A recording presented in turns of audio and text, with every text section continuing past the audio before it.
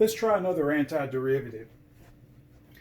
Similar to the last problem, we've got an expression in a trig function with not much else going on. That is, we have 1 over secant x plus 1. And we're going to try to do this again with the conjugate method.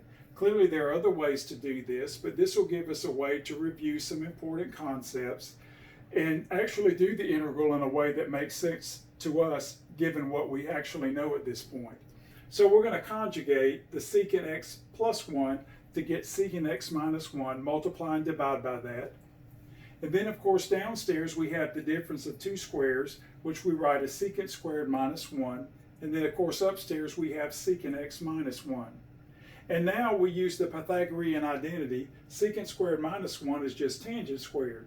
Now, I've written tangent and cotangent in terms of secant and cosecant just because for this particular problem they turn out to be very useful.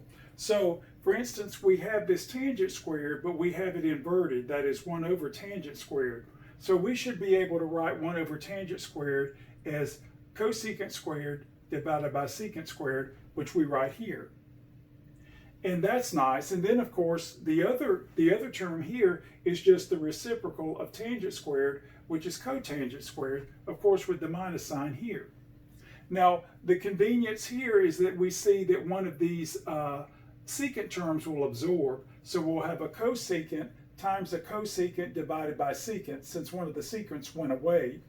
And then, of course, this is not a popular antiderivative, so we have to use the Pythagorean identity for the cotangent squared, which is cosecant squared minus 1.